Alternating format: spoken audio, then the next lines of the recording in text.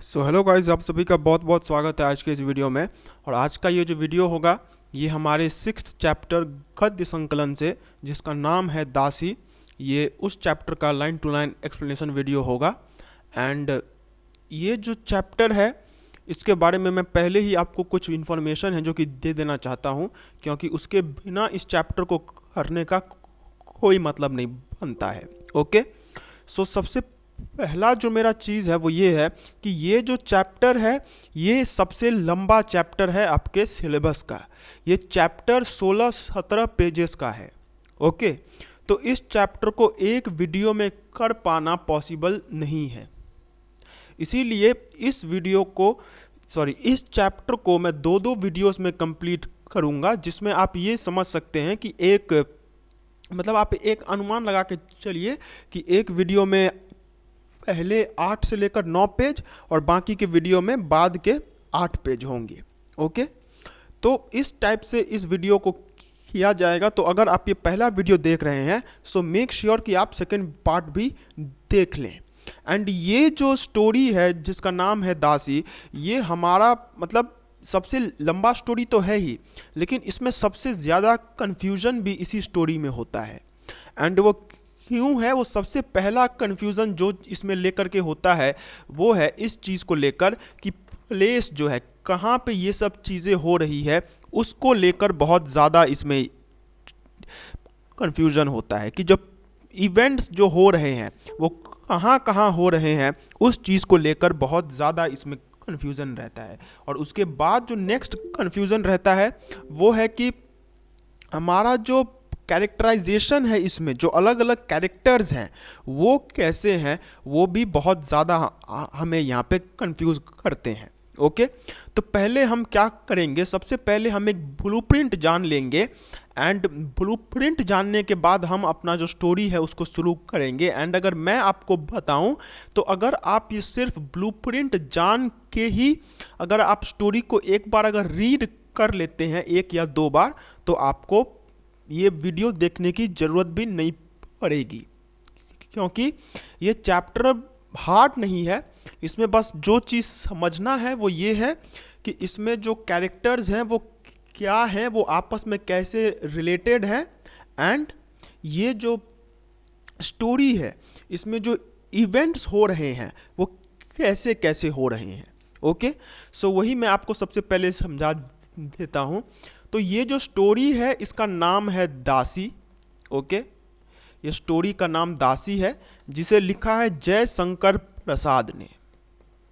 अगर मैं करेक्ट हूँ तो उनका नाम यही है। एक सेकेंड, इसको थोड़ा सा पतला कर लेते हैं।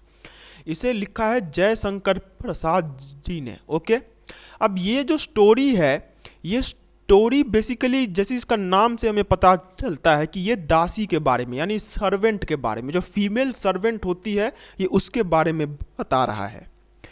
तो वही चीज़ यहाँ पे मेन इसका थीम है कि यहाँ पे भी दासी प्रथा उसके बारे में बताया गया है। आपको पता होगा कि हमारे देश के ऊपर में बहुत सारे विदेशी आक्रांताओं ने आक्रमण किया, हमारे देश के ऊपर में उन लोगों ने राज किया।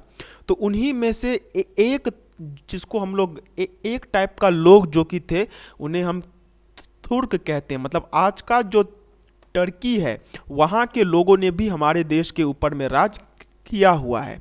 तो ये जो स्टोरी है ये उसी टाइम पे जो हमारे देश में कंडीशन था दासी का, दासी प्रथा जो हमारे देश में थी, ये उसी को लेकर के है। ओके, तो ये जो स्टोरी है इसका जो सबसे पहले मैं आपको इसका कैरेक्टराइजेशन के बारे में बता देता हूँ कि इसमें कौन कौन से कैरेक्टर्स हैं। तो अगर मैं सबसे पहले बात करूँ तो इसका जो सबसे फर्स्ट कैरेक्टर, जो कि सबसे इम्पॉर्टेंट कैरेक्टर है, जो कि मेन ही कैरेक्टर है, वो है बलराज। बलराज जो है वो हमारा इसमें मेन कैरेक्टर है।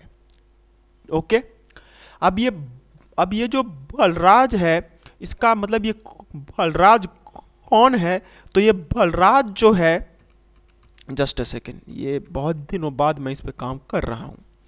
तो सबसे पहले मुझे बलराज के भी पहले आपको एक बात बताना होगा कि यहाँ पे सुल्तान के बारे में बोला गया है। मतलब जो पहले जब हमारे देश पे टर्की के लोगों का राज हुआ करता था, तो उस टाइम पे सबसे पहले मतलब उस टाइम पे एक सुल्तान होता था जिसके अंदर में एक पर्टिकुलर देश होता था। तो यहाँ पे जो सुल्तान है उसका नाम तो हमें खैर मुझे याद नहीं है और या फिर ठीक से बताया भी नहीं गया है। तो सबसे मेन कैरेक्टर जो कि इसमें सेंटर पॉइंट है, मतलब जिसके इर्द गिर्द सभी कैरेक्टर्स घूमते हैं, वो है ये सुल्तान। ये सुल्तान जो है ये इसका सबसे मतलब पिवट पॉइंट है, इसी के आसपास में बाकी सारे कैरेक्टर्स घूमते हैं। अब जो हमारा मेन कैरेक्टर है बलराज, वो इस सुल्तान का एक नौकर है जिसे कह सकते हैं। ओके, ये बलराज जो है ये सुल्तान का नौकर है। फिर इसी के साथ साथ एक और भी नौकर है जो कि वहीं पे काम करता है, जो जिसका नाम है तिलक। ओके, तिलक जो है बलराज को आप सिंपल मायने में एक नौकर कह सकते हैं। एंड ये जो तिलक है ये सुल्तान का एक खास आदमी है। ओके, अब यहाँ पे जो हमारा थर्ड कैरेक्टर आता है वो है फिरोज़ा। अब ये फिरोज़ा कौन है? ये एक फीमेल कैरेक्टर है जो कि ये जो तिलक है इसकी वो दासी है। मतलब इसके यहाँ पे वो नौकरानी नहीं आप बोल सकते हैं, पहले स्लेवरी सिस्टम होता था, तो उसी के यहाँ पे ये जो तिलक है इसके यहाँ पे बेसिकली एक फिरोज़ा नाम की लड़की इसकी दासी रहती है।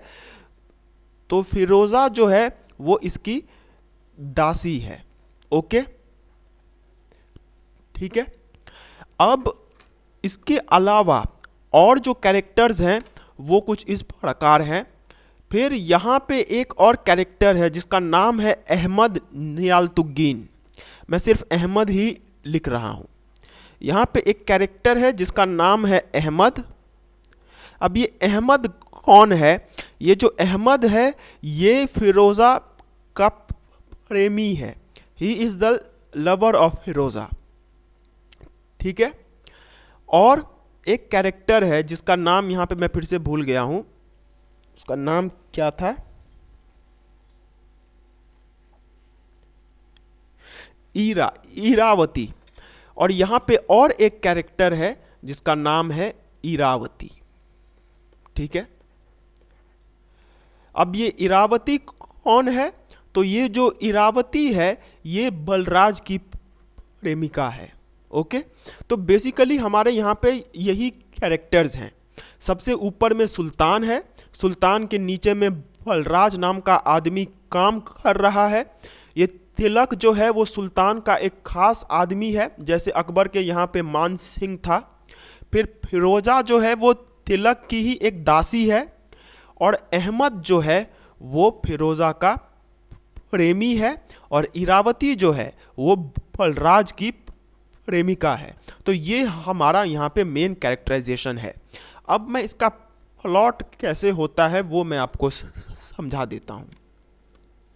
तो अगर इसके प्लॉट के बारे में बात की जाए तो ये जो कहानी है ये 2 जगहों पे इसका इवेंट होता है। This takes place at 2 places. यहाँ पे 2 जगहों में इस कहानी को हम देखते हैं। एक है गजनी, आपने सुना होगा महमूद गजनी, तो उसका जो देश था ये वहाँ पे होता है। और दूसरा जो है ये भारत में होता है। मतलब इसमें 2 देशों का ये दिखाया गया है। ठीक है। तो ये जो कहानी का शुरुआत है ये गजनी में होता है, जहाँ पे बलराज जो है वह क्या करता है कि वह सुसाइड करने का कोशिश करता है। अब वो सुसाइड क्यों करता है उसका रीज़न यहाँ पे पूरी तरीके से क्लियर नहीं है, लेकिन बस हम ये जानते हैं कि वह सुसाइड करने का कोशिश करता है। ओके, तो बलराज जब सुसाइड करने का कोशिश करता है तो फिरोज़ा जो हमारे यहाँ पे है, फिरोज़ा आकर उसे रोकती है। और फिरोज़ा जब उसे रोकती है तो उसे यह पता चलता है कि बलराज जो है, बलराज अपनी ज़िंदगी से परेशान था। क्योंकि बलराज गजनी में रहकर सुल्तान के यहाँ काम करता था। और बलराज जो था, जो कि आपको नाम से ही पता चल रहा है कि ये एक हिंदू था, ही वॉज अ हिंदू। तो हिंदू हो के किसी मुसलमान देश के राजा के अंदर में काम करना और अपने देश के साथ विश्वासघात करना, ये एक बहुत बड़ी बात थी। तो शायद इसी को लेकर बलराज बहुत ज़्यादा परेशान रहता है और वह सुसाइड करने का कोशिश करता है, लेकिन जो फिरोज़ा है वो उसे सुसाइड करने से रोक लेती है। फिर इसके बाद बलराज और फिरोज़ा में जब बातचीत होता है तो बलराज ये कहता है कि भारत देश में उसकी एक प्रेमिका है जिसका नाम है इरावती और वो उससे बहुत प्रेम करता है। तो जब उसे यह पता चलता है फिरोज़ा को कि उसकी एक प्रेमिका है इरावती और बलराज बहुत ज़्यादा परेशान है अपने जीवन को लेकर, तो फिरोज़ा क्या करती है कि बलराज को वह हिंदुस्तान भेजने के बारे में प्लान करती है कि तुम अब हिंदुस्तान जाओ, वहाँ पे जाके अपनी प्रेमिका से मिलो और वहाँ पे मतलब वहीं पे लाइफ फंसा लो। वो उसे इस चीज़ का एडवाइस देती है, ठीक है। तो उसी समय पे जो तिलक है वो भी गजनी में ही रहकर बलराज के जैसे ही वो भी वहाँ पे काम करता था सुल्तान के लिए। तो वो जो तिलक है वो वहाँ पे आ जाता है, मतलब उसी जगह पे जहाँ पे बलराज और फिरोज़ा आपस में बात कर रहे थे। तो वो जब ये सारी बातें सुन लेता है तो तिलक था वो भी बलराज की तरह एक हिंदू था और उसे भी शायद बलराज के जैसे ही हिंदू होकर भी एक मुस्लिम के यहाँ काम करना और अपने देश के साथ विश्वासघात करना, इस चीज़ को लेकर उसे भी बहुत ज़्यादा दुख था। तो तिलक क्या करता है, वह भी बलराज को बोलता है कि तुम जाओ इरावती से भारत में मिल के आओ। मतलब उसे इरावती नाम नहीं पता रहता, लेकिन वह भी बलराज को बोलता है कि तुम हिंदुस्तान जाओ और हिंदुस्तान में अपनी प्रेमिका से मिलो। ओके, अब ये जो फिरोज़ा है, ये फिरोज़ा और तिलक में फिर बातचीत होती है। तो वहाँ पे तिलक क्या करता है कि वह भी फिरोज़ा को हिंदुस्तान जाने के लिए कहता है। ओके, फिरोज़ा को भी वो हिंदुस्तान जाने के लिए कहता है और जैसे बलराज की प्रेमिका इरावती हिंदुस्तान में थी, ठीक उसी तरीके से फिरोज़ा का प्रेमी अहमद वह भी हिंदुस्तान में रहता था। और बलराज और तिलक की तरह ये अहमद भी तुर्की के सुल्तान का एक आदमी था जो कि हिंदुस्तान में रह के सुल्तान के हिसाब से काम करता था। तो यहाँ पे ये जो अहमद था वो सुल्तान के खिलाफ तो नहीं लेकिन वो कुछ ऐसे काम कर रहा था जो कि सुल्तान के मतलब उनके रूलिंग के खिलाफ हो सकता था। वो कुछ ऐसे काम कर रहा था जो कि उसे नहीं करना चाहिए था, जो कि सुल्तान के लिए हानिकारक हो सकता था। तो क्योंकि ये तिलक जो था वो सुल्तान का एक बहुत खास आदमी था, तो तिलक क्या कहता है फिरोज़ा को कि जैसे बलराज हिंदुस्तान गया है, तुम भी हिंदुस्तान जाओ और अहमद को बोलो, क्योंकि अहमद जो है वो तुम्हारा प्रेमी है, तो तुम उसे बोलो कि वह जो हिंदुस्तान में लूटपाट मचा रहा है वह नहीं करने के लिए। ओके, तो इसके बाद बलराज जो है वह भी हिंदुस्तान चले जाता है और फिरोज़ा जो है वह भी हिंदुस्तान चले जाते हैं। तो बलराज और फिरोज़ा हिंदुस्तान चले जाते हैं। फिर ये जो कहानी है वह पूरे तरीके से हिंदुस्तान में आ जाती है। अब यहाँ पे मैं आज यहीं तक पढ़ाऊँगा कि वह सब हिंदुस्तान में आते हैं और हिंदुस्तान में आकर उन सभी का जो जीवन है वो हिंदुस्तान में ही रहता है। अब कुछ चीज़ें हैं जो कि मैं और एक्स्ट्रा आपको बता देना चाहता हूँ, वो ये है कि फिरोज़ा जो है वह अहमद की प्रेमिका है। यह दोनों एक दूसरे से प्यार तो करते हैं, लेकिन फिरोज़ा भी क्योंकि तिलक के यहाँ पे एक दासी थी, तो अहमद ने तिलक से यह वादा किया था कि वह क्या करेगा, वह अपनी फिरोज़ा को तिलक के चंगुल से छुड़ा कर ले जाएगा। अहमद तिलक को बोलता है कि मैं तुझे 1000 दिरहम, जो कि उस टाइम की करेंसी थी, तो वो करेंसी मैं तुझे दूंगा और तू फिरोज़ा को छोड़ देना।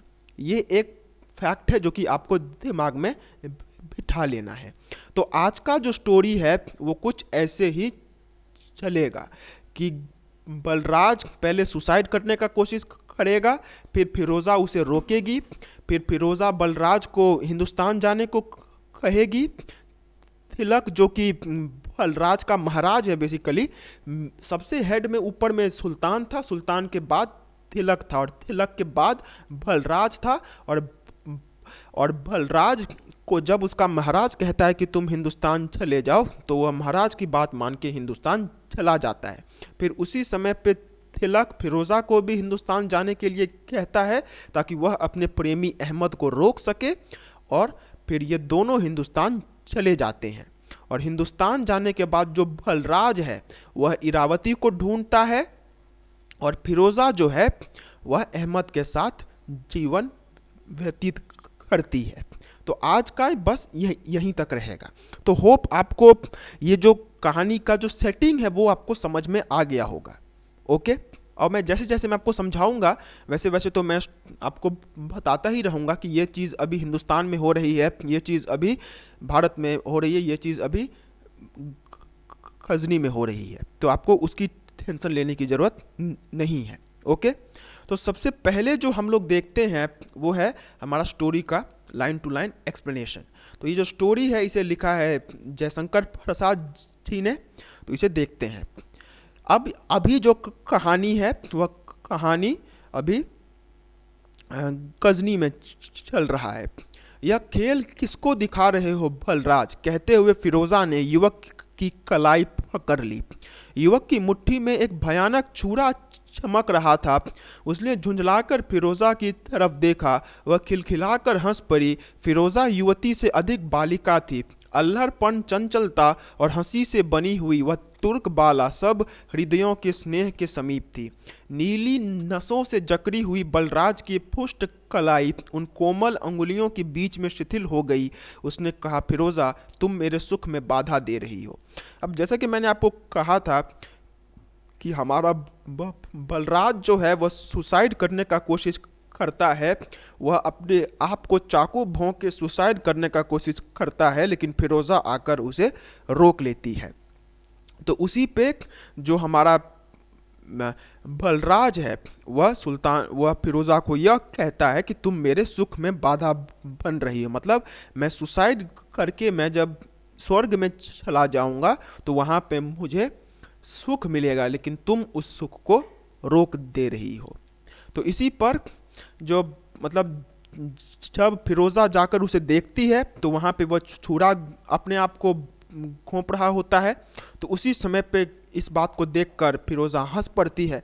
अब फिरोज़ा जो थी वह दोस्त थी बलराज की, तो फिरोज़ा के प्रति बलराज का स्नेह बहुत ज़्यादा था। और जब फिरोज़ा उसे कहती है कि तुम मतलब उसे रोक लेती है, बेसिकली उसे रोकने जाती है, तो उस पर बलराज कह देता है कि तुम मेरे सुख को रोक रही हो। सुख जीने में है बलराज, ऐसी हरी भरी दुनिया, फूल बेलों से सजे हुए नदियों के सुंदर किनारे, सुनहला सवेरा, चांदी की रातें, इन सबों से मुंह मोड़कर आंखें बंद कर लेना कभी नहीं। सबसे बढ़कर तो हम लोगों की उछल कूद का तमाशा है। मैं तुम्हें मरने नहीं दूंगी। अब फिरोज़ा कहती है कि सुख तो जीने में है बलराज, ऐसी हरी भरी दुनिया को छोड़कर तुम आंखें बंद कर लेना चाहते हो। कभी नहीं, कभी नहीं, मैं तुम्हें मरने नहीं दूंगी। क्यों? यूं ही बेकार मर जाना, वाह, ऐसा नहीं हो सकता। जिहून के किनारे तुर्कों से लड़े हुए मर जाना दूसरी बात थी। तब मैं तुम्हारी कब्र बनाती, उस पर फूल चढ़ाती, पर इस गजनी नदी के किनारे अपना छुरा अपने में कलेजे में भोंक कर मर जाना बचपना भी तो नहीं है। अब यहीं पे फिरोज़ा उससे जब उसे पूछा जाता है कि तुम मुझे क्यों नहीं मरने देना चाहती है, तो उसी पर फिरोज़ा कहती है कि ऐसे बेकार मर जाने में कोई मज़ा है। अगर तुम अपने देश के लिए लड़ते लड़ते, क्योंकि हम जानते हैं कि जो बलराज था वो हिंदू था, तो उसी पे फिरोज़ा कहती है कि तुम हिंदू हो और तुम यहाँ पे एक मुसलमान राजा के लिए लड़ रहे हो, तो तुम अगर अपने देश के लिए, अपने समुदाय के लिए लड़ते लड़ते मरते, तो मैं तुम्हारी कब्र बनाती, उसके ऊपर में फूल चढ़ाती। लेकिन ऐसे जो तुम मर जा रहे हो, यह बचपना ही तो है।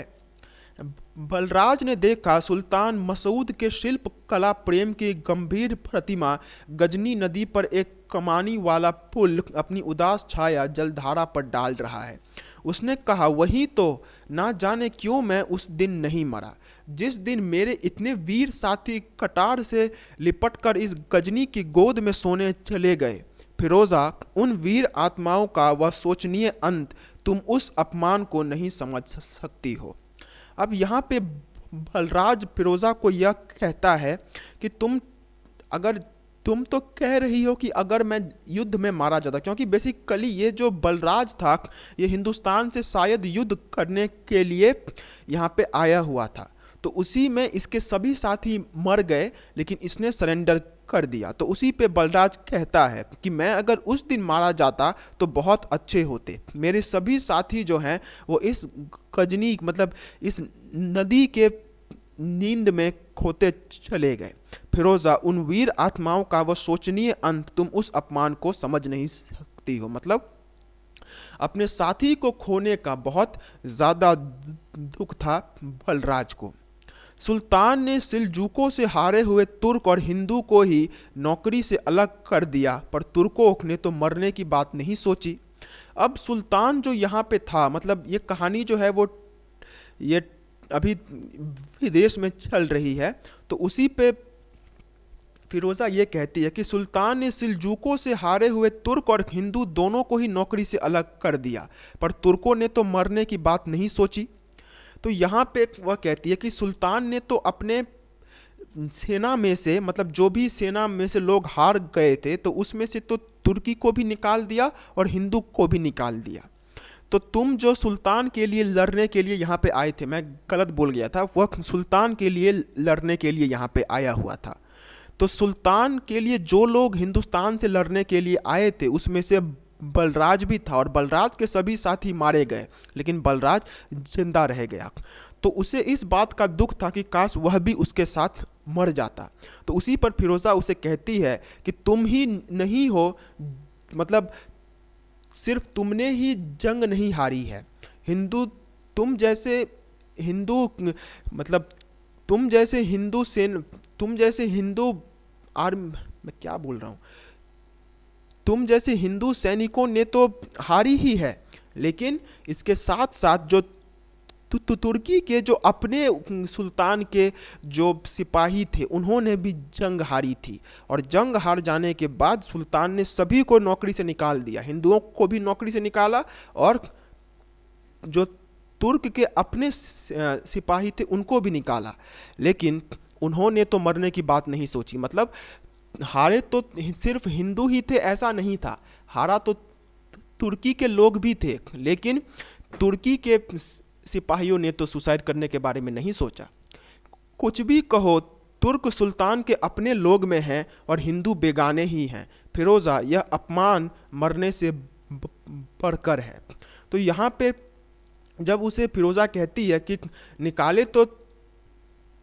निकाले तो तुर्की सिपाही भी गए थे, तो उन्होंने तो सुसाइड करने के बारे में नहीं सोचा। तो उसी पे बलराज कहता है कि ये जो तुर्की के सिपाही हैं ये तो सुल्तान के अपने हैं, तो इनको कुछ नहीं होगा, लेकिन हम हिंदू हैं और हिंदू होकर ऐसी मतलब अपमानजनक लगना बहुत गंभीर बात है। क्योंकि वो हिंदू था तो उसने पहली बात उसे कहीं ना कहीं इस बात का दुख जरूर था कि उसके साथी शहीद हुए भी तो किसके लिए, एक मुसलमान लीडर के लिए लड़ते हुए, और आज किस लिए मरने जा रहे थे। और अब उससे फिरोज़ा पूछती है कि वो तो समझ में आया कि उस टाइम पे तुम मरने जा रहे थे, तो उस टाइम पे तुम्हें मरने का मन था, लेकिन आज तुम क्यों मरने जा रहे थे। वह सुनकर क्या करोगी कहकर बलराज छुरा फेंक कर एक लंबी सांस लेकर चुप हो रहा। फिरोज़ा ने उसका कंधा पकड़कर हिलाते हुए कहा, और उस पे बलराज कहता है कि वह जानकर तुम क्या करोगी, और बलराज छुरा फेंक देता है और एक लंबी सांस लेकर बैठता है, और फिरोज़ा उसे थोड़ा सा कंफर्ट देने की कोशिश करती है। सुनूंगी क्यों नहीं, अपनी, हाँ उसी के लिए। कौन है वह, कैसी है। बलराज, गोरी सी है, मेरी ही तरह वह भी दुबली पतली है ना, कानों में कुछ पहनती है और गले में। अब यहाँ पे फिरोज़ा समझ गई थी कि जैसे बाबू भैया को कहा जाता है कि औरत का चक्कर बाबू भैया, औरत का चक्कर बाबू भैया, तो यहाँ पे भी औरत का ही चक्कर आ गया था। यहाँ पे फिरोज़ा समझ गई थी कि आज जो ये सुसाइड करने जा रहा है ये इसकी प्रेमिका के कारण है। तो वो उससे पूछती है कि तुम्हारी प्रेमिका कौन है जिसके लिए तुम आज सुसाइड करने जा रहे थे, वह कैसी दिखती है, क्या वह गोरी सी है या फिर मेरी तरह दुबली पतली है, कानों में वह क्या पहनती है, गले में क्या पहनती है। ये तरह तरह की बातें थी जो कि फिरोज़ा उससे पूछ रही थी। कुछ नहीं फिरोज़ा, मेरी ही तरह वह भी कंगाल है। मैंने उससे कहा था कि लड़ाई पर जाऊंगा और सुल्तान की लूट में मुझे भी चांदी सोने के ढेरी मिलेगी, जब अमीर हो जाऊंगा तब आकर तुमसे ब्याह करूंगा। और वह कहती है कि वैसा कुछ खास नहीं है, वह भी मेरी तरह करीब ही है। और जब मैं उसे छोड़ के आया था तो मैंने उसे कहा था कि मैं सुल्तान के लिए लड़ने जा रहा हूँ, तो वहाँ से जो कुछ भी मिलेगा उससे मैं अमीर जब हो जाऊँगा तो आकर उससे ब्याह करूँगा। मतलब यह चीज़ बलराज ने इरावती को कहा था जब वह सुल्तान के लिए लड़ने के लिए भारत छोड़ के आ रहा था। तब भी मरने जा रहे थे, खाली हाथ ही लौटकर उससे भेंट करने की, उसे एक बार देख लेने की तुम्हारी इच्छा ना हुई। तुम बड़े पाजी हो, जाओ, मरो या जियो मैं तुमसे नहीं बोलूँगी।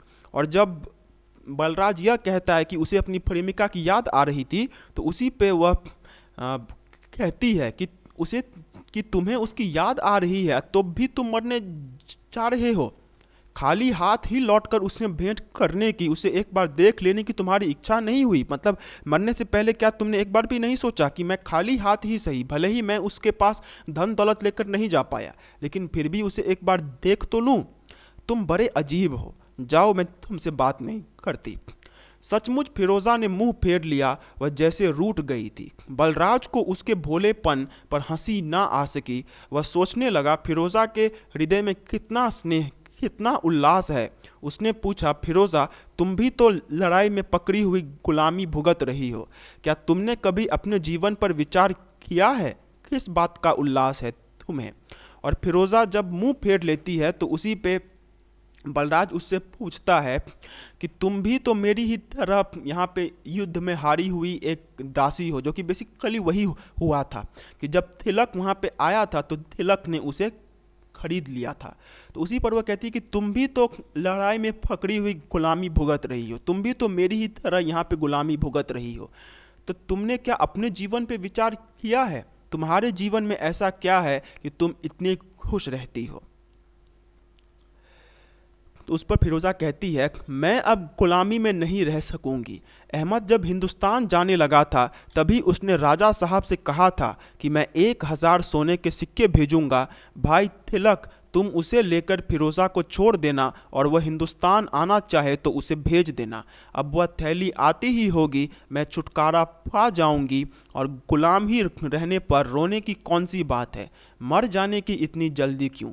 तुम देख नहीं रहे हो कि तुर्कों में एक नई लहर आई है, दुनिया ने उनके लिए जैसे छाती खोल दी है। जो आज गुलाम है वही कल सुल्तान हो सकता है। फिर रोना किस बात का? जितनी देर हंस सकती हूँ उस समय को रोने में क्यों बिताऊं?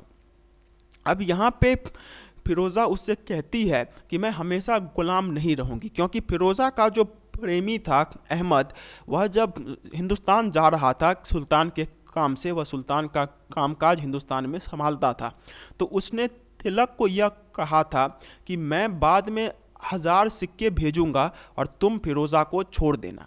मतलब यहाँ पे बेसिकली जब फिरोज़ा दासी बन के तिलक के पास जा रही थी तो उस समय पे अहमद ने एक वादा किया था कि वह एक समय पे, जैसे यहाँ पे बलराज ने यहाँ पे इरावती से वादा किया था कि वह बाद में जाकर उससे शादी करेगा, ठीक वैसा ही वादा अहमद ने यहाँ पे, क्या नाम है इसका, फिरोज़ा से किया था कि मैं तुम्हें बाद में छुड़ा कर ले जाऊंगा। तो उसी के लिए वह अब बहुत जल्दी अपना जो वादा है वह पूरा करने वाला है और वह बेसी दिनों तक जो गुलाम है वह नहीं रहेगी।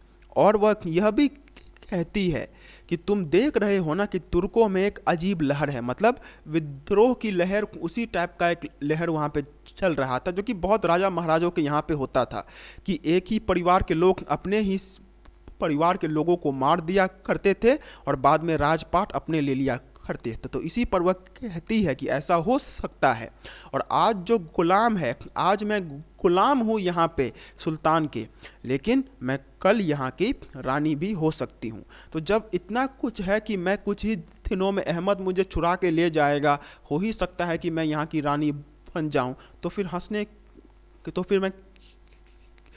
फिर इसमें रोने का क्या बात है। तुम सुख में जीवन और भी तुम्हारा सुख में जीवन और भी लंबा हो फिरोज़ा, किंतु आज तुमने जो मुझे मरने से रोक दिया यह अच्छा नहीं किया। अब इस पे बलराज कहता है कि तुम्हें सुख की अनुभूति हो, तुम्हारा जीवन और भी सुखमय हो, लेकिन आज जो तुमने किया यह अच्छा नहीं किया, मतलब मुझे तुमने मरने से रोक लिया, यह अच्छा नहीं किया तुमने। कहती तो हूँ बेकार ना मरो, क्या तुम्हारे मरने के लिए कोई, अब यहाँ पे फिरोज़ा कहती कि मैं तो कह ही रही कि बेकार में मत मरो, मरने के लिए कोई रीज़न तो रखो, और क्या तुम्हारे जीवन में मरने के लिए कोई, मतलब कुछ पूछती है। तो उस पर बलराज कहता है कुछ भी नहीं फिरोज़ा, हर धार्मिक भावनाएं बटी हुई है, सामाजिक जीवन दंभ से और राजनीतिक क्षेत्र कलह और स्वार्थ से जकड़ा हुआ है, शक्तियां हैं पर उनका कोई केंद्र नहीं है, किस पर अभिमान हो उसके लिए प्राण दूं। अब यहीं पे फिरोज़ा जो है वो एक बहुत ऑनेस्ट वुमन थी, वह जानती क्या तुम्हारे मरने के लिए कोई, मतलब वह उससे बेसिकली पूछती है कि क्या तुम लोग जो यह प्लान, मतलब क्या तुम लोग कुछ सोच रहे हो कि सुल्तान के खिलाफ विद्रोह होगा। तो उसी पे फिरोज़ा को वह बलराज कहता है कुछ भी नहीं फिरोज़ा, हमारी धार्मिक भावनाएं फटी हुई है, सामाजिक जीवन दंभ से और राजनीतिक क्षेत्र कलह और स्वार्थ से जकड़ा हुआ है, मतलब यहाँ पे तो रहकर मैं कभी भी सुल्तान के खिलाफ विद्रोह नहीं कर सकता हूँ। मतलब फिरोज़ा भी कहीं ना कहीं यह चाहती थी कि सुल्तान के खिलाफ विद्रोह हो, तो उसी पर वह उसे एक हिंट देते हुए कहती है, लेकिन बलराज यहाँ पे कह देता है कि यहाँ पे कुछ भी वैसा नहीं हो पाएगा। दूत चले जाओ हिंदुस्तान में, मरने के लिए कुछ खोजो, मिल ही जाएगा, जाओ ना, कहीं वह तुम्हारी मिल जाए तो किसी झोपड़ी में ही काट लेना, ना सही अमीरी किसी तरह तो कटेगी, जितनी दिन जीने के हो उन पर भरोसा रखना। और अब फिरोज़ा उसे कहती है कि जाओ हिंदुस्तान चले जाओ, वहीं पे मरने का कोई मतलब, वहीं पे विद्रोह की बात कुछ सोच लो कि यहाँ पे तो रहकर तुम विद्रोह नहीं कर सकते हो, क्योंकि यहाँ पे तुर्की है और तुम हिंदू हो और वह मुसलमान है, तो तुम्हारे मतभेदों के कारण कभी भी यहाँ पे जो विद्रोह है वो नहीं हो पाएगा। लेकिन यहाँ पे तुम एक काम कर सकते हो कि तुम हिंदुस्तान जाओ, वहाँ पे जाके विद्रोह के बारे में सोचो, अगर कुछ ना मिले तो अपनी प्रेमिका के साथ एक कुटिया में ही रह लो। बलराज ना जाने क्यों मैं तुम्हें मरने देना नहीं चाहती, वह तुम्हारी राह देखती हुई कहीं जी रही हो तब कभी उसे देख पाती तो उसका मुंह ही चूम लेती, कितना प्यार होगा उसके छोटे से हृदय में। लो ये 5 दिरहम मुझे कल राजा साहब ने इनाम के दिए हैं, इन्हें लेते जाओ, देखो उसे जाकर भेंट करना। अब यहाँ पे फिरोज़ा बलराज से कहती है कि तुम जानते हो बलराज, मैं तुम्हें मरने नहीं देना चाहती हूँ, वह तुम्हारी राह देखती हुई कहीं जी रही हो तब, मतलब उसे उसकी प्रेमिका की याद आती है और इसी पर वह कहती है कि मैं तुम्हें मरने नहीं देना चाहती, क्या पता वह तुम्हारी अभी भी राह देख रही हो, काश वह तुमसे मिल पाती, और अगर मैं उससे मिलती तो मैं तो उसका मुंह चूम लेती। तो उसी पे फिरोज़ा बलराज को कुछ पैसे देती है, 5 दिरहम, और उसे कहती है कि जाओ हिंदुस्तान जाओ, वहाँ पे जाकर, मतलब इनडायरेक्टली तो उसने कह ही दिया था कि जहाँ वहाँ पे जाकर विद्रोह शुरू करो और अपनी प्रेमिका से भी मिल लो। फिरोज़ा की आंखों में आंसू भरे थे, तब भी वह जैसे हंस रही थी। सहसा वह 5 धातु के टुकड़ों को बलराज के हाथ पर रखकर झाड़ियों में घुस गई। बलराज चुपचाप अपने हाथ पर उनके चमकीले टुकड़ों को देख रहा था, हाथ कुछ झुक रहा था, धीरे धीरे टुकड़े उसके हाथ से खिसक पड़े, वह बैठ गया, सामने एक पुरुष खड़ा मुस्कुरा रहा था। अब यहाँ पे फिरोज़ा जो है वह जब उसे पैसे दे देती है तो वो इमोशनल हो जाती है। अब वो इमोशनल क्यों होती है कुछ खास यहाँ पे बताया गया नहीं है, लेकिन जहाँ तक मेरा अनुमान है वह भी शायद फिरोज़ा जो है वह यह सोच रही होगी कि जो बलराज की प्रेमिका है वह कैसे रह रही होगी, तो इसी को लेकर वह इमोशनल हो गई होगी। तो वह उसे पैसे देकर पीछे चली जाती है, मतलब शायद उसने देख लिया था कि सामने से कोई आ रहा है और ऐसा था भी, तो वह पीछे चली जाती है।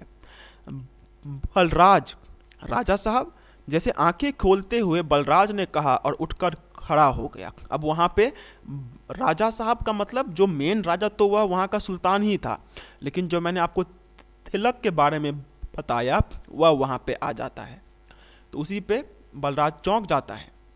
राजा साहब, वह थोड़ा सा चौंक कर कहता है, मैं सब सुन रहा था, तुम हिंदुस्तान चले जाओ, मैं भी तुमको यही सलाह दूंगा, किंतु एक बात है। अब राजा साहब भी आकर, तिलक भी आकर उसे यही सलाह देते हैं कि तुम भी हिंदुस्तान चले जाओ। वह क्या राजा साहब? और वह उसे एक सलाह देने की बात करते हैं। मैं तुम्हारे दुख का अनुभव कर रहा हूँ, जो बातें तुमने अभी फिरोज़ा से कही हैं उन्हें सुनकर मेरा हृदय विचलित हो उठा है, किंतु क्या करूँ, आकांक्षा का नशा पी लिया है, वही मुझे बेबस किए है। जिस दुख से मनुष्य छाती फाड़कर चिल्लाने लगता हो, सिर पीटने लगता हो, वैसी प्रतिकूल परिस्थितियों में भी मैं केवल सिर नीचा कर चुप रहना अच्छा समझता हूँ। क्या ही अच्छा होता कि जिस सुख में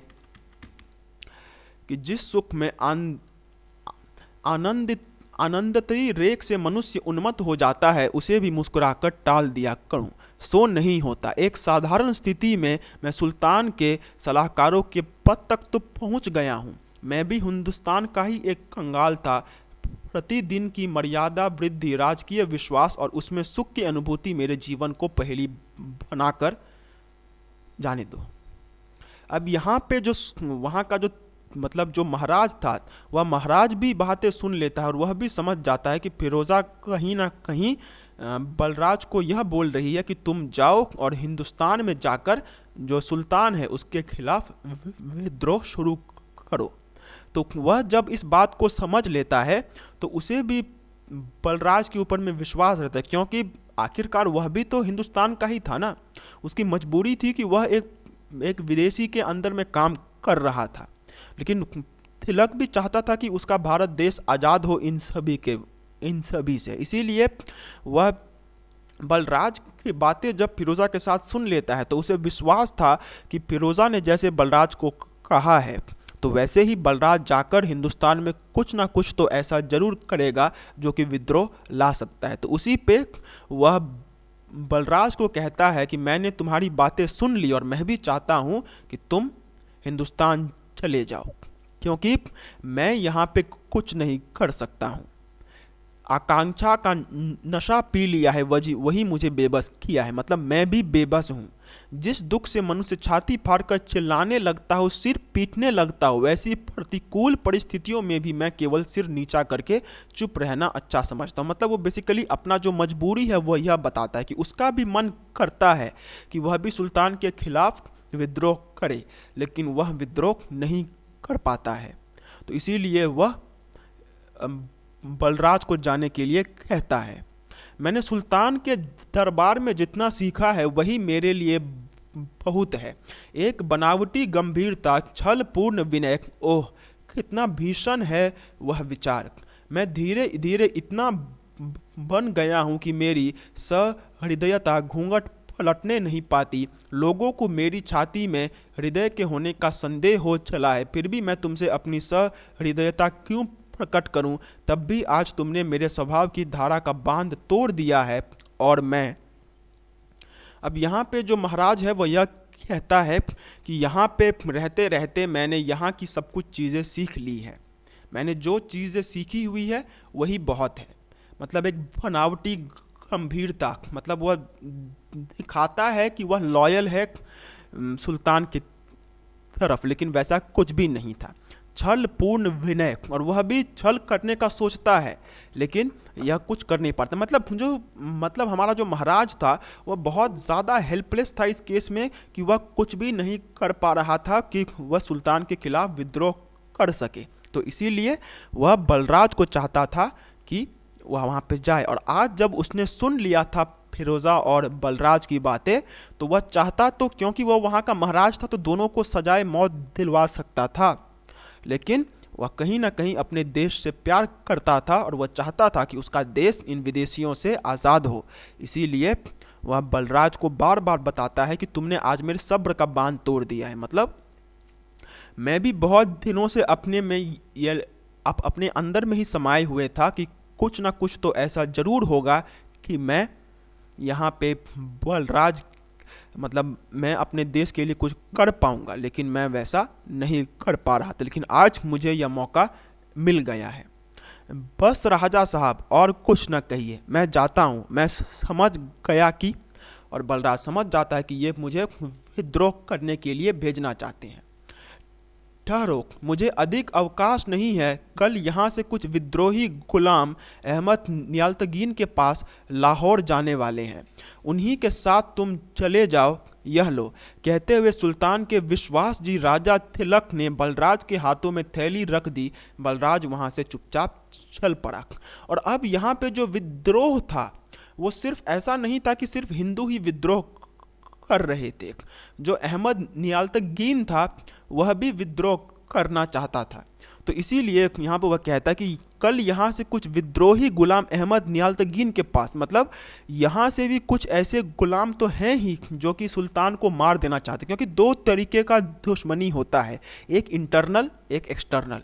तो ये जो यहाँ के जो गुलाम थे वो लोग इंटरनल थे, मतलब नियालतगीन चाहता था कि वो सुल्तान को मार के खुद सुल्तान बन जाए। इसीलिए यहाँ पे जो फिरोज़ा है वह कहती है कि अगर जो आज गुलाम है, आज अहमद गुलाम है, तो वह हो ही सकता है कि वह सुल्तान को मार के कल राजा बन जाए। तो इसी पे सुल्तान को मारने का जो नियालतगीन का था प्लान था, तो उसी के लिए यहाँ से कुछ विद्रोही जा रहे थे।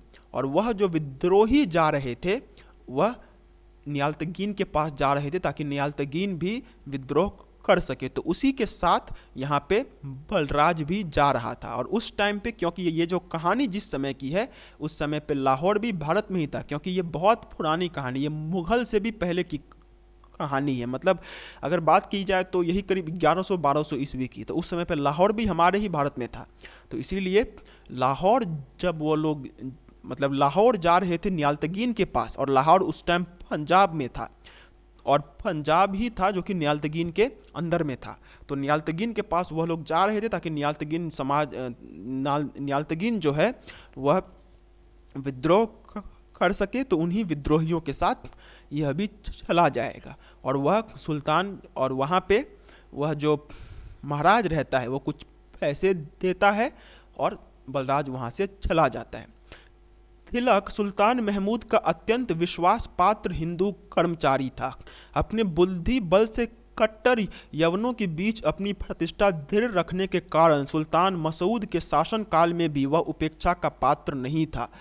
फिर भी वह अपने को हिंदू ही समझता था, चाहे अन्य लोग उसे जो भी समझते रहे हों। बलराज की बातें वह सुन चुका था। आज उसकी मनोवृत्तियों में भी भयानक हलचल थी। सहसा उसने पुकारा, फिरोज़ा। और यहाँ पे जो तिलक था वह सुल्तान के यहाँ एक हिंदू कर्मचारी था, और वह भी, मतलब वह जिसे हम लोग कहते हैं ना कि चाटने वाला, तो उसने सुल्तान की इतनी चटाई की थी कि वह सुल्तान का एक बहुत खास आदमी बन गया था। लेकिन हिंदू होने के बावजूद कोई भी उसके ऊपर में शक नहीं करता था कि ये हिंदू है और सुल्तान मुसलमान है, तो ये सुल्तान के खिलाफ ये कर सकता है। लेकिन अंदर ही अंदर, उसके अंदर में विरोध की ज्वाला जल रही थी। और आज जब उसने उन दोनों की बातें सुन ली तो उसके अंदर में एक भयानक हलचल हुई, और उसने बलराज को भेज दिया हिंदुस्तान। सहसा उसने पुकारा फिरोज़ा, और वह फिरोज़ा को बाद में बुलाता है। झाड़ियों से निकलकर फिरोज़ा ने उसके सामने सिर झुका लिया। तिलक ने उसके सिर पर हाथ रखते हुए कोमल स्वर में पूछा, फिरोज़ा, तुम अहमद के पास हिंदुस्तान जाना चाहती हो? और फिरोज़ा को जब वह बुलाता है तो फिरोज़ा से वह पूछता है कि क्या तुम हिंदुस्तान जाना चाहती हो? तो फिरोज़ा के हृदय में कंपन होने लगा। वह कुछ न बोली। तिलक ने कहा, डरो मत, साफ साफ कहो। और वह यहाँ पे मतलब यहाँ पे भी एक इशारे में ही बात हो रहा था कि महाराज जो था वह फिरोज़ा को बेसिकली यही बोलना चाहता था कि तुम हिंदुस्तान जाओ, वहाँ पे जाके नियालतगीन को भी तुम वहाँ पे मतलब वह भी इशारों में यह कह रहा था कि फिरोज़ा वहाँ पे जाए और जाकर नियालतगीन को विद्रोह के बारे में बताए। लेकिन फिरोज़ा इस बात को समझ चुकी थी, तो इसीलिए वह कांप रही थी, क्योंकि जो महाराज था वह उसका मालिक था, तो उसके सामने में ऐसी बातें खुलेआम करना वह उसे ठीक नहीं लग रहा था। तो उसी पर वह उसे कहता है कि तुम डरो मत, साफ साफ कहो, क्या अहमद ने आपके पास दिनारे भेज दी? कहकर फिरोज़ा ने अपनी उत्कंठा भरी आंखें उठाई। तिलक ने हंसकर कहा, सो तो उसने नहीं भेजी, तब भी तुम जाना चाहती हो तो मुझसे कहो। और अब फिरोज़ा को यह लगता है कि शायद वो अगर उसे भेजने की बात कर रहा है तो शायद अहमद ने भेज दिया हो पैसा, लेकिन वह कहता है कि नहीं, पैसा तो नहीं भेजा है, लेकिन फिर भी अगर तुम चाहती हो तो मैं तुम्हें वहाँ पे भेज सकता हूँ। तो वह कहती, मैं क्या कह सकती हूँ जैसी मेरी। कहते कहते उसकी आंखों में आंसू छलछला उठे। तिलक ने कहा, फिरोज़ा तुम जा सकती हो, कुछ सोने के टुकड़ों के लिए मैं तुम्हारा हृदय नहीं कुचलना चाहता। और वह फिरोज़ा को कहता है कि तुम जा सकती हो, और तुम मतलब मैं कुछ सोने के टुकड़ों के कारण मैं तुम्हें कुछ कहना नहीं चाहता हूँ कि मतलब कुछ पैसों के मोह में आकर मैं तुम्हें वहाँ पे नहीं जाने दूँ, ऐसा मैं नहीं करना चाहता हूँ। सच आश्चर्य भरी कृतज्ञता से उसकी वाणी में थी। तो यहाँ वह भी चौंक गए कि आज यह क्या हो गया है। सच फिरोज़ा, अहमद मेरा मित्र है और भी एक काम के लिए तुमको भेज रहा हूँ। उसे जाकर समझाओ कि वह अपनी सेना लेकर पंजाब के बाहर इधर उधर हिंदुस्तान में लूट मार ना किया करे। मैं कुछ ही दिनों में सुल्तान से कहकर खजाने और माल गुजारी का अधिकारी भी उसी को दिला दूंगा। थोड़ा समझकर धीरे धीरे काम करने से सब हो जाएगा, समझी ना। दरबार में इस पर गर्मा गर्मी है कि अहमद की नीयत खराब है, कहीं ऐसा ना हो कि मुझी को सुल्तान इस काम के लिए भेजे।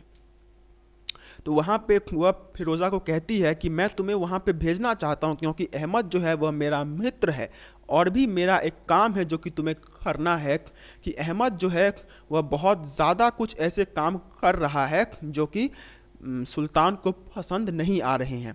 इसीलिए मैं चाहता हूं कि तुम वहां पे जाओ और उसे समझाओ कि ऐसा काम ना करे, क्योंकि उसका यह जो काम जो कि सुल्तान यहाँ पे सुन रहे हैं, सुल्तान इस काम से खुश नहीं है। और अगर वह ठीक से काम करता है तो मैं सुल्तान से कहकर खजाने और माल गुजारी का अधिकारी भी उसी को दिला दूंगा। मतलब मैं भी सुल्तान से कहकर उसी को कुछ बेनिफिट पहुंचा दूंगा। लेकिन तुम जाओ और उसे समझाओ कि वह वहां पे जाकर कुछ भी ऐसा ना करे जो कि उसके लिए हानिकारक हो। अब वह यह भी कहता है कि अगर तुम नहीं जाओगी तो अभी दरबार में इतनी गर्मा गर्मी है कि मुझे ही वहाँ पे जाना होगा। फिरोज़ा, मैं हिंदुस्तान नहीं जाना चाहता। मेरी एक छोटी बहन थी, वह कहाँ है? क्या दुख उसने पाया? मेरी मरी या जीती है? इन कई वर्षों से मैंने इसे जानने की भी चेष्टा नहीं की। और भी मैं हिंदू हूँ फिरोज़ा, आज तक अपनी आकांक्षा में भूला हुआ, अपने आराम में मस्त, अपनी उन्नति में विस्मृत, गजनी में बैठा हुआ हिंदुस्तान को, अपनी जन्मभूमि को और उसके दुख दर्द को भूल गया हूँ। अब यहाँ पे जो महाराज है वो अपना कंडीशन बताता है कि वह हिंदुस्तान नहीं जाना चाहता था। वहाँ पे उसकी एक बहन थी जिसका कोई भी खबर उसके पास नहीं था कि वह जी भी रही है या फिर मर गई है। और वह कहते कि मैं हिंदू हूँ फिरोज़ा, मतलब वो यहाँ पे बात बता ही देता है कि वह हिंदू था और इसी के कारण वह चाहता था कि वह भी सुल्तान के खिलाफ विद्रोह करे, लेकिन ऐसा नहीं हो पा रहा था कि वह अपने ऐशो आराम में वह सब कुछ भूल गया था। सुल्तान महमूद के लूटों की गिनती करना, उस रक्त रंजित धन की तालिका बनाना, हिंदुस्तान के ही शोषण के लिए सुल्तान के नई नई तरकीबें बताना, यही तो मेरा काम था जिससे आज मेरी इतनी प्रतिष्ठा है। दूर रहकर मैं वहाँ कुछ कर सकता था, पर हिंदुस्तान कहीं मुझे जाना पड़ा, उसकी गोद में फिर रहना पड़ा, तो मैं क्या करूँगा फिरोज़ा? मैं वहाँ जाकर पागल हो जाऊँगा। चिरनी वर्षित विस्मृत अपराधी इरावती मेरी बहन, मैं मैं उसे क्या मुंह दिखलाऊंगा, वह कितने कष्टों में जीती होगी, और मर गई हो तो फिरोज़ा अहमद से कहना मेरी मित्रता के नाते मुझे इस दुख से बचा ले। मतलब यहाँ पे वह जो महाराज है वो बेसिकली अपना जो कंडीशन है वह बताते हुए कहता है, ये उतना ज़्यादा इम्पोर्टेंट नहीं है। वह बेसिकली यही कहता है कि उसने यहाँ पे अपने देश के साथ गद्दारी की, उसने यहाँ पे महमूद के लूटे हुए पैसों की गिनती करना, जो खून को बहाकर जो पैसे लिए गए हैं उन पैसों को संभालना, हिंदुस्तान के खिलाफ ही, अपने देश के खिलाफ ही अपने सुल्तान को बोलना, यही इसका काम है, जिसकी वजह से उसका इतना प्रतिष्ठा, मतलब उसे जो इतना स्वाभिमान वहाँ मिला है वो इसीलिए मिला है क्योंकि वह अपने देश से गद्दारी कर रहा था। लेकिन अब उसे इस बात का एहसास हो गया कि अपने देश से गद्दारी करके उसने ठीक नहीं किया है, और इसी कारण वह अपने देश नहीं जाना चाहता है। तो उसी पर वह फिरोज़ा को कहता है कि तुम चली जाओ और अहमद को कहना कि मेरी मित्रता के नाते मुझे इस दुख से बचा ले, मतलब मुझे इस दुख से बचा ले कि मैं अपने देश के लिए कुछ नहीं कर पाया, मतलब वह कुछ ऐसा करे जिसकी वजह से मुझे इस दुख में हमेशा ना रहना पड़े कि मैं हमेशा अपने देश के खिलाफ रहा। मैं जाऊंगी और इरावती को खोज निकालूंगी राजा साहब, आपके हृदय में इतनी टीस है आज तक मैं ना जानती थी। मुझे यही मालूम था कि अन्य तुर्क सरदारों के समान आप भी रंगरीलियों में समय बिता रहे हैं, किंतु बर्फ़ से ढकी हुई चोटियों के नीचे भी ज्वालामुखी होता है।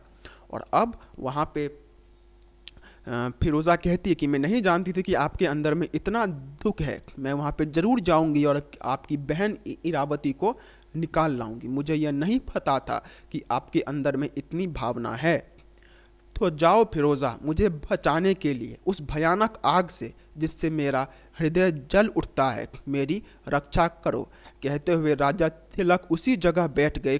फिरोज़ा खड़ी रही। धीरे धीरे राजा के मुख पर एक स्निग्धा आ चली। अब अंधकार हो चला। गजनी के लहरों पर से शीतल पवन उन झाड़ियों में भरने लगा था। सामने ही राजा साहब का महल था। उसका शुभ्र गुंबद उस अंधकार में अभी अपनी उज्ज्वलता से सिर ऊंचा किए था। तिलक ने कहा, फिरोज़ा जाने के पहले अपना वह गाना सुनाती जाओ। और वह दोनों वहीं पे, जो नदी था, नदी का नाम था गजनी, तो वह गजनी नदी के किनारे यहाँ पे सब कुछ हो रहा था। तो वहीं पे वह दोनों बैठे रहते हैं और शाम का समय हो जाता है, ठंडी हवा बहने लग जाती है, जो महल था वो अति सुंदर लगने लग जाता है। और इसी पे जो महाराज हैं वह उससे कहते हैं कि मुझे तुम वह गाना सुना दो, मतलब मैं जो गाना, मतलब तुम जो मुझे गाना रोज़ सुनाती थी वह गाना तुम मुझे सुना दो। फिरोज़ा गाने लगी। उसकी गीत की ध्वनि थी, मैं जलती हुई दीप शिखा हूँ और तुम मेरे हृदय रंजन प्रभात हो। जब तक देखती नहीं चला करती हूँ, और जब तुम्हें देख लेती हूँ तभी मेरे अस्तित्व का अंत हो जाता है मेरे प्रियतम। संध्या की अंधेरी झाड़ियों में गीत की गुंजार घूमने लगी। और यहाँ पे फिरोज़ा जो है वो गाना गाने लग जाती है, और ये गाना इम्पोर्टेंट नहीं है। अब जो है, अब हम हिंदुस्तान में आ जाते हैं, और ये मैं आपको कल अगले पार्ट में पढ़ाऊंगा। मैंने कहा था कि मैं 8 पेजेस लूँगा, लेकिन यहाँ पे सिर्फ 6 पेजेस ही हो पाए हैं। कोई बात नहीं, एक सिस्टमैटिक तरीके से समझना ज़्यादा अच्छा होता है इस बात के कि एक ही दिन में सब एक ही बार में समझ लिया जाए। ओके, सो मिलते हैं एक अगले वीडियो में। तब तक के लिए do take very good care of yourself. Have a very nice day. Take care of yourself. Bye bye. जय हिंद।